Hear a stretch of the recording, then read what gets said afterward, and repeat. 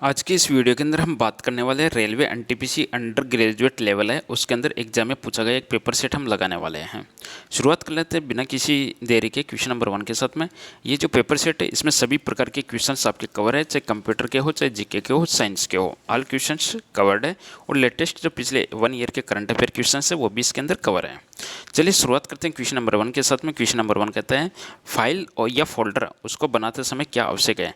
कोई भी फाइल बनानी है या फोल्डर बनाना है कंप्यूटर के अंदर तो सबसे पहले नाम अपने को बिल्कुल ज़रूरी है कि आप उस फाइल को क्या नाम देने वाले हो, उस फोल्डर को क्या नाम देने वाले हो। तो यहाँ पे आपका सही जवाब बनेगा नाम इज कंपलसरी है फाइल या फोल्डर बनाते समय। अब देखिएगा संविधान की 5वीं अनुसूची की बात हो रही है यहाँ पे। जैसे कि आप सभी को पता होना चाहिए कि मूल संविधान है उसके अंदर 8 अनुसूचियाँ थी और वर्तमान के अंदर टोटल 12 अनुसूची है। तो यहाँ पे अपना जो इंडियन पॉलिटी का जो क्वेश्चन पूछा गया है कि 5वीं अनुसूची के अंतर्गत अनुसूचित क्षेत्रों के संबंध में राज्य के राज्यपाल को कौन से प्राथमिक अधिकार प्रदान किए गए हैं। वेरी इंपॉर्टेंट क्वेश्चन आपका, राज्यों के राज्यपाल को कौन सा प्राथमिक अधिकार प्रदान किया गया है। तो इस क्वेश्चन का आंसर बनेगा अनुसूचित क्षेत्रों में भूमि, वन और सामाजिक रीति रिवाजों को विनियमित करने की शक्ति, रेगुलेट करने की शक्ति। किस प्रकार के क्षेत्र है? अनुसूचित क्षेत्र में भूमि हो, वन हो या सामाजिक रीति रिवाज हो, उनको विनियमित करने की शक्ति यह राज्यपाल को दी गई है अनुसूची 5 के अंतर्गत। नेक्स्ट क्वेश्चन है आपका क्वेश्चन नंबर 3। निम्न में से कौन सा भारत में औपनिवेशिक काल के दौरान अंग्रेजों द्वारा शुरू किए गए सामाजिक विधि निर्माण का एक एग्जाम्पल है, विधि निर्माण का एग्जाम्पल है। तो यहाँ पे आंसर बनेगा विधवा पुनर्विवाह अधिनियम और इससे संबंधित समाज सुधारक का नाम है ईश्वर चंद्र विद्यासागर। देखिएगा भारत में औपनिवेशिक काल के दौरान अंग्रेजों के द्वारा शुरू किए गए सामाजिक विधि निर्माण का एग्जाम्पल है विधवा पुनर्विवाह अधिनियम। सामाजिक यहाँ शब्द है तो सामाजिक शब्द के अनुसार अपना यहाँ पे आंसर हो जाएगा विधवा पुनर्विवाह अधिनियम। चलिए इस समाज सुधारक का नाम है ईश्वर चंद्र विद्यासागर। अब हम बात करेंगे 1919 अधिनियम में। 1919 अधिनियम के संदर्भ में द्वैध शासन का मतलब क्या है? द्वैध शासन का मतलब यहाँ पे है प्रांतों में दोहरा नियंत्रण, प्रांतों में दोहरा नियंत्रण। द्वैध शासन का मतलब है प्रांतों में दोहरा नियंत्रण। करेक्ट आंसर बनेगा ऑप्शन नंबर सी के साथ में। चलिए नेक्स्ट क्वेश्चन नंबर 5। ये तो जनवरी 2025 में 2 कृत्रिम उपग्रहों को अंतरिक्ष में सफलतापूर्वक डॉक करने वाला कौन सा देश चौथा राष्ट्र बन गया? ऐसे क्वेश्चन आपको दोबारा भी पूछे जा सकते हैं, जरूर नहीं कि ये दोबारा करंट अफेयर में एक बार आ गया तो दोबारा नहीं आ गया। कुछ कुछ क्वेश्चन ऐसे हैं जो बार बार रिपीट हो सकते हैं। 2 कृत्रिम उपग्रह है उसको अंतरिक्ष में सफलतापूर्वक करने वाला कौन सा चौथा राष्ट्र बन गया? तो आंसर बनेगा भारत। चलिए नेक्स्ट क्वेश्चन नंबर 6 की बात करेंगे। गवर्नर जोसेफ फ्रांकोइस डुप्लेक्स ने निम्न में से किस यूरोपीय शक्ति की सेनाओं का नेतृत्व किया था? गवर्नर जोसेफ फ्रांकोइस डुप्लेक्स ने फ्रांसीसी की सेनाओं का नेतृत्व किया था। नेक्स्ट क्वेश्चन आपका देखिए, ऐसे क्वेश्चंस आपको बुक पढ़ोगे तो समझ में नहीं आएगा, लेकिन प्रीवियस ईयर क्वेश्चन आप ज़्यादा से ज़्यादा लगाओगे तो आपके सामने इस प्रकार के क्वेश्चंस आएंगे और जो बार बार आपको रिपीट होने को देखने को मिलेंगे।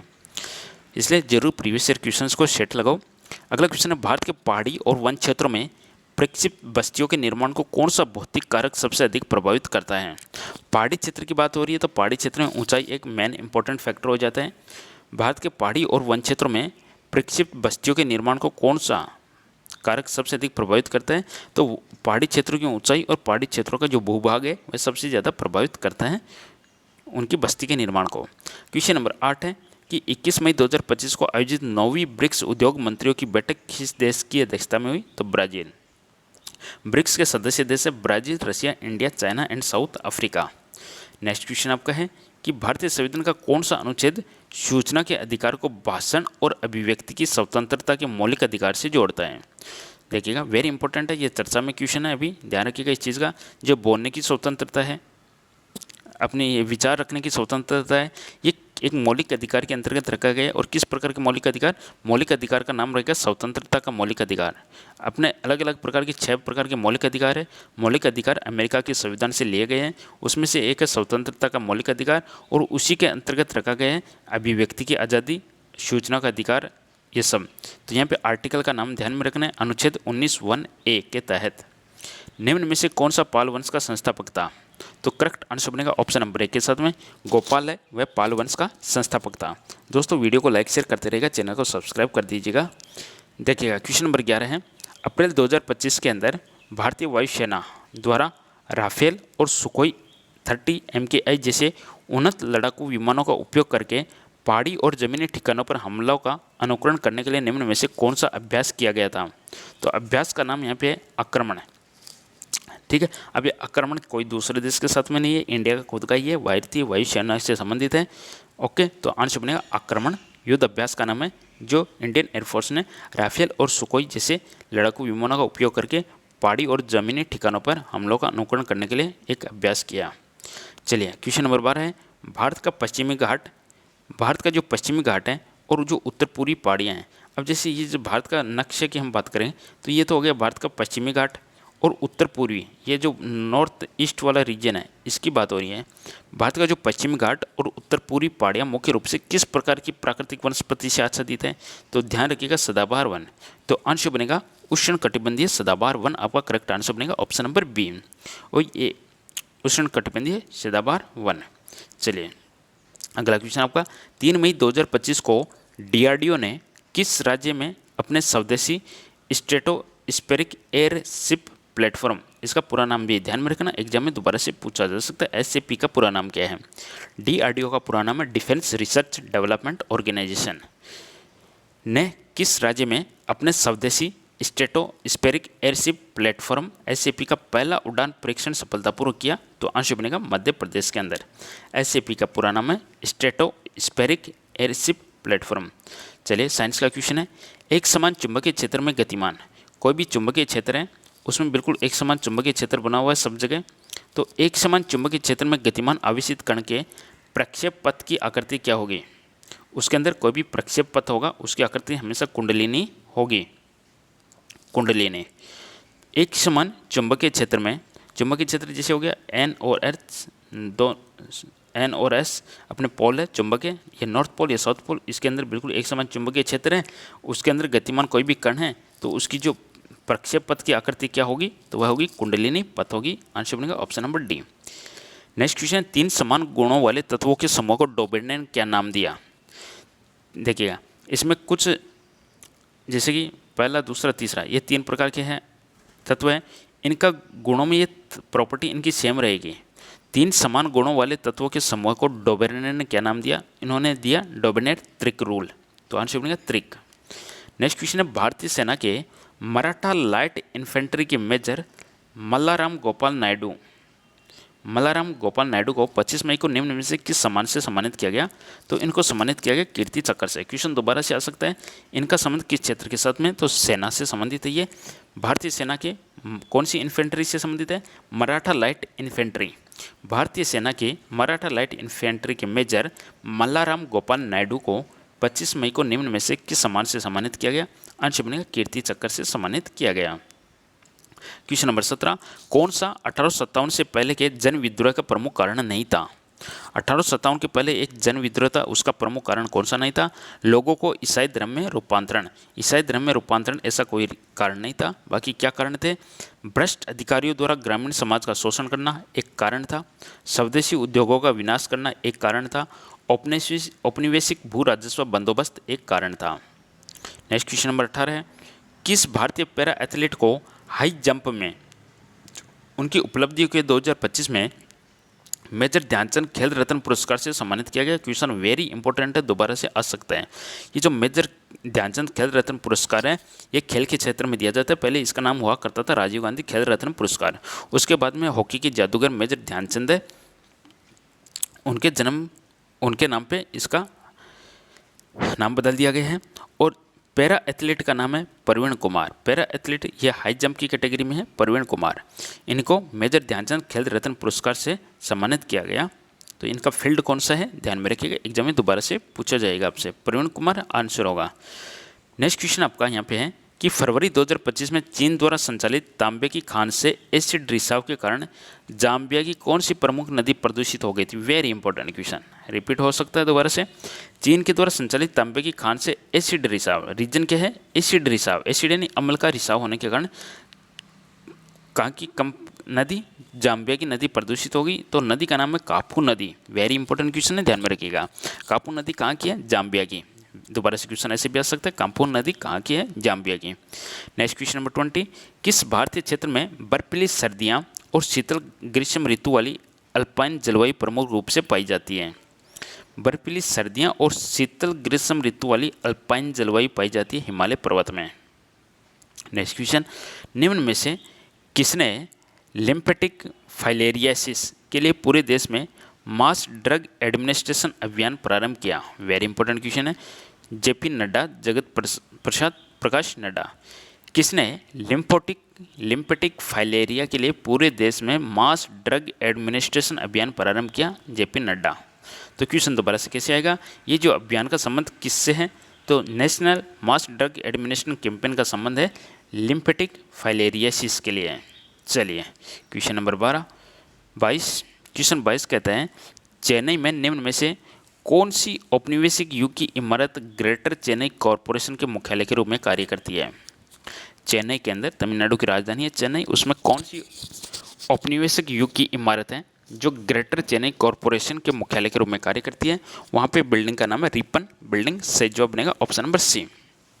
चलिए नेक्स्ट क्वेश्चन है, किस लेखिका ने मार्च 2025 में अपनी दिवंगत माँ के साथ संबंधों को दर्शाते हुए संस्मरण मदर मेरी कम्स टू मी को प्रकाशित किया? मदर मेरी कम्स टू मी, ये ध्यान रखिएगा, दोबारा से क्वेश्चन आपसे पूछा जा सकता है। मदर मेरी कम्स टू मी, ये आपको बताना है। इसको प्रकाशित किया लेखिका कौन है इसकी? Arundhati Roy. Very important question, दोबारा से रिपीट होगा। मदर मेरी कम्स टू मी किसके द्वारा लिखित है? अरुंधति रॉय के द्वारा। चलिए नेक्स्ट क्वेश्चन आपका क्वेश्चन नंबर 24, एशुली सांस्कृतिक परंपरा मुख्यतः पत्थर के किस प्रकार के उन्नत और समित औजारों के लिए प्रसिद्ध है? सांस्कृतिक परंपरा जिसका नाम है एशुली, यह पत्थर के किस प्रकार के उन्नत और समित औजारों के लिए प्रसिद्ध है? तो अंश बनेगा इसका विदारणी और हाथ की कुल्हाड़ी, क्लेवर्स एंड हैंड एक्सेस। एशुली क्या एक सांस्कृतिक परंपरा है, वह विदारणी और हाथ की कुल्हाड़ी जैसे औजारों के लिए प्रसिद्ध है। चलिए क्वेश्चन नंबर 25, भारतीय संविधान के निम्न अनुच्छेदों में से किस अनुच्छेद को सामान्यतः न्यायिक समीक्षा के लिए संवैधानिक आधार के रूप में उद्धृत किया गया? न्यायिक समीक्षा के लिए, वेरी इंपॉर्टेंट क्वेश्चन है, न्यायिक समीक्षा के लिए संवैधानिक आधार के रूप में उद्धृत किया है अनुच्छेद नंबर 13 को। न्यायिक समीक्षा से संबंधित अनुच्छेद कौन से? अनुच्छेद नंबर 13।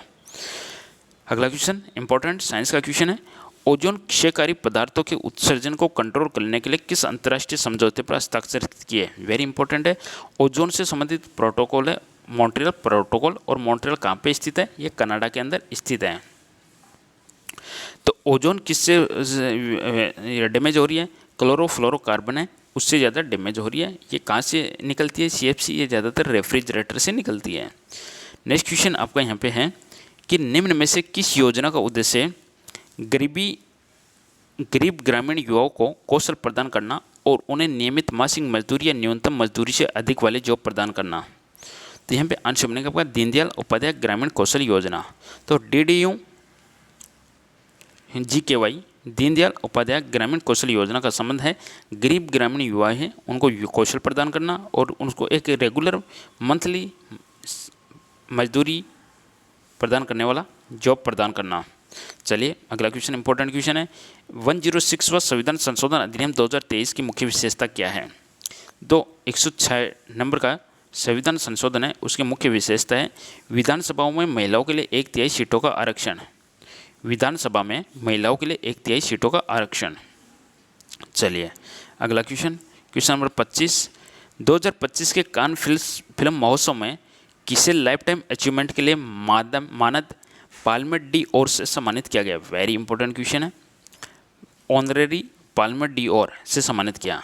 कांस फिल्म फेस्टिवल 2025 में रॉबर्ट डी नीरो है, इसको सम्मानित किया गया, पाल्मे डी ओर से सम्मानित किया रॉबर्ट डी नीरो को।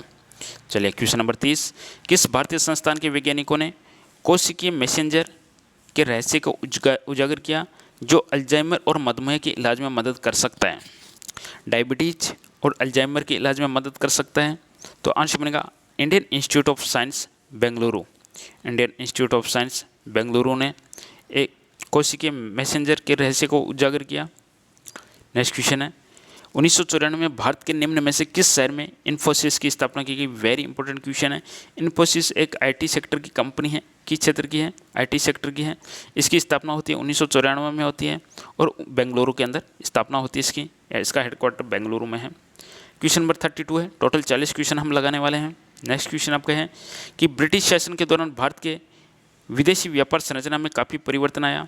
औपनिवेशिक काल के दौरान भारत मुख्य रूप से किस प्रकार के माल का निर्यात करता था? तो भारत मुख्यतः कच्चे माल का निर्यात करता था औपनिवेशिक काल में, कच्चे माल का। नेक्स्ट क्वेश्चन है, मार्च 2025 में भारत द्वारा परीक्षण की गई अग्नि प्राइम मिसाइल की विशेषता क्या है? तो इसकी विशिष्ट विशेषता है कनस्त्र लॉन्च और नई सामग्री। कनस्त्र लॉन्च और नई सामग्री, ऑप्शन नंबर बी। अग्नि प्राइम मिसाइल की विशेषता है कनस्त्र लॉन्च एंड नए मटेरियल्स। नेक्स्ट क्वेश्चन नंबर 34 है, M23 विद्रोही समूह जो हाल ही में गोमा और बुकाऊ जैसे पूर्वी क्षेत्रों में आगे बढ़ा है, निम्न में से किस देश में सक्रिय हैं? तो ये जो गोमा और बुकाऊ विद्रोही समूह है, ये पूर्वी क्षेत्रों में आगे बढ़ा है। विद्रोही समूह का नाम है M24। ये कांगो लोकतांत्रिक गणराज्य में है, कांगो लोकतांत्रिक गणराज्य है। क्वेश्चन नंबर 35 है, 1991 के बाद भारत में औद्योगिक क्षेत्र के संरचनात्मक सुधारों को प्रभावित करने में किस संस्था ने महत्वपूर्ण भूमिका निभाई? तो आंसर बनेगा इसका IMF and world bank, international monetary fund and world bank, जिन दोनों का ही हेडक्वार्टर अमेरिका के अंदर स्थित है। 1991 के बाद भारत में औद्योगिक क्षेत्र के संरचनात्मक सुधारों को प्रभावित करने में किस संस्था ने महत्वपूर्ण भूमिका निभाई? तो आंसर बनेगा IMF and world bank. Question number 36 है, रविंद्रनाथ टैगोर की गीतांजलि, जिसे 1913 में नोबेल पुरस्कार दिया गया, को लेखन की किस शैली के रूप में सर्वोत्तम रूप से वर्गीकृत किया गया? तो इसको कविताओं के संग्रह के रूप में वर्गीकृत किया गया है। कविताओं के संग्रह, वेरी इंपॉर्टेंट क्वेश्चन है। गीतांजलि, इसके लेखक कौन है? रविंद्रनाथ टैगोर है। नोबेल पुरस्कार इनको कब मिला? 1913 के अंदर इनको मिलता है। साहित्य के क्षेत्र में नोबेल पुरस्कार मिलता है रविंद्रनाथ टैगोर को। अगला क्वेश्चन आपका है, CPU के अंदर कंट्रोल यूनिट का प्राइमरी कार्य क्या है? CPU का जो पूरा नाम होता है सेंट्रल प्रोसेसिंग यूनिट होता है। इसके अंदर एक कंट्रोल है यूनिट होता है जिसका प्राइमरी कार्य है जो भी इंस्ट्रक्शंस है और डेटा है इनके प्रवाह को निर्देशित करना। इंस्ट्रक्शन और डेटा है इसके फ्लो को निर्देशित करना। नेक्स्ट क्वेश्चन नंबर 38, निम्न में से कौन सा खनिज अपने रोधी गुणधर्मों के लिए जाना जाता है और इसका उपयोग विद्युत उद्योगों में किया जाता है? तो रोधी गुणधर्मों के लिए जाना जाता है, तो आंसर बनेगा विद्युत उद्योगों में यूज किया जाता है। अभ्रक एक प्रकार से विद्युत का कुचालक होता है, इसी के कारण इसको विद्युत उद्योगों में यूज किया जाता है। और सेकंड लास्ट क्वेश्चन आज का, 1990 में शुरू की गई मानव जीनोम प्रोजेक्ट का लक्ष्य मानव DNA को बनाने वाले कितने अरब क्षारक युग्मों के अनुक्रम का निर्धारण करेगा? तो आंसर बने 3 अरब। 1990 में शुरू की गई मानव जीनोम प्रोजेक्ट का लक्ष्य मानव DNA को बनाने वाले कितने अरब क्षारक युग्मों के अनुक्रम का निर्धारण करेगा? 3 अरब। और आज का जो अपना लास्ट क्वेश्चन है वह निम्न में से कौन सा कारक महासागरीय धाराओं को प्रभावित नहीं करता? मिट्टी प्रकार। तो महासागरीय धाराओं को प्रभावित नहीं करने वाला है वह मिट्टी को का प्रकार कैसा है, वह इसको प्रभावित नहीं करता। तो क्या प्रभावित करते हैं?